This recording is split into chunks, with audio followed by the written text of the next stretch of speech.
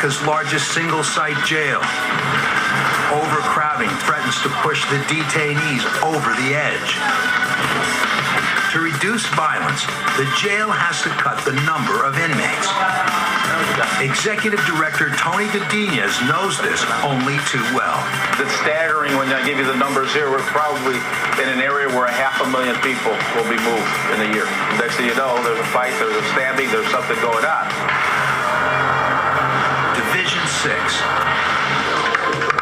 To speed along the release process, Cook County lets some minor offenders go home. Bring it down, fellas. Single file line. Single file line. Single file.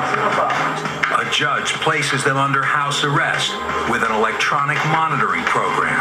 Once you fill this out, you're going to hand it to the investigator. We will call to make sure you have a place to stay. There's one catch. Someone must take you in. Move directly in front of your phone. They'll use the telephone to make sure they have a viable place to stay. The inmates are required to wear an electronic anklet at all times. They have a mobile unit that's actually attached to the phone line at their house.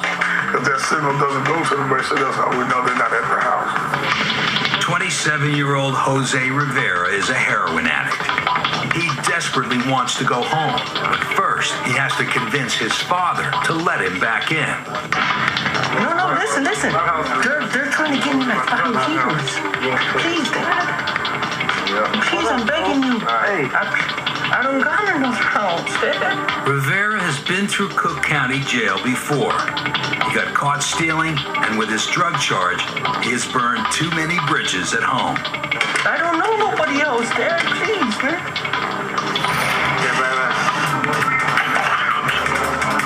I don't got nowhere, sir. Happy place.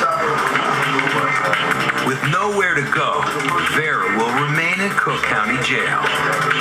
My dad wants me to stay in jail, so I can't get to go home. Because he said it's better for me.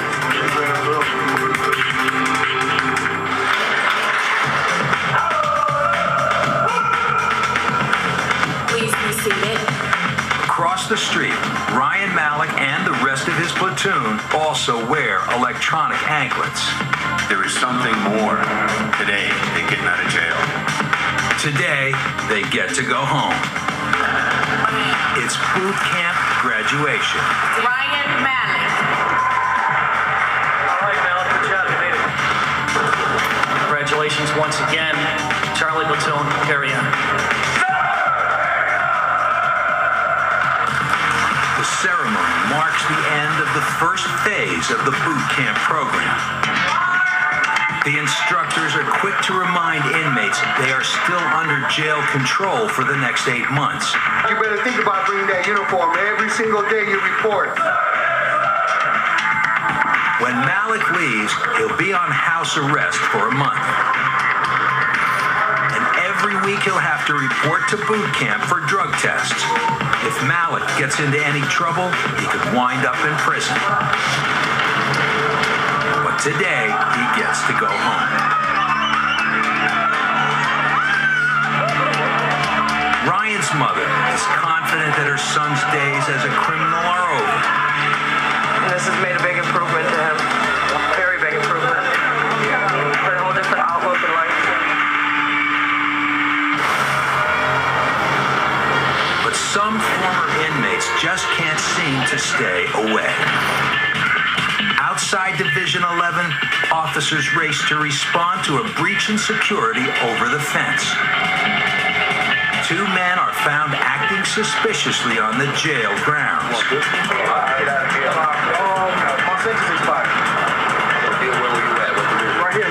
It turns out both men were released just hours earlier from Division 11. One of my officers responded on radio, and they told us point blank that you were throwing contraband over. You said it was around. You stand down until we investigate this. I let my superintendent know. The superintendent of Division 11, Daniel Morisi, doesn't buy their story. They say they were just trying to get attention of cellmates from when they were locked up. But we got people in there right now doing a search of the area, trying to see if possibly narcotics or maybe a weapon might have been thrown over. The the officers act fast. Outside the fence with K9 and X-Stop. What's your ETA to the outside? Try to get him another officer. There's a lot of area to cover. An exhaustive search on both sides of the fence turns up nothing. If drugs or a weapon did make it over, they've been lost in the maze of Division 11. We don't know what they're throwing. They claim it's only rocks, and they just wanted to wave goodbye, I guess, to their friends in the jail. With no evidence, the suspects must be released. In Chicago's Cook County Jail, maintaining order with 10,000 dangerous inmates is a daily challenge. The more detainees that come in, the more problems they cause.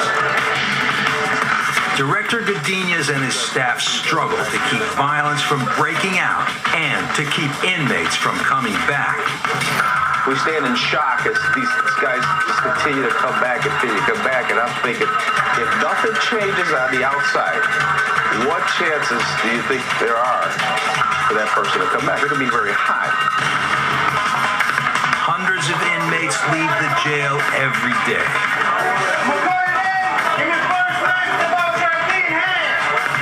Some, with enough cash, may bail before their court date.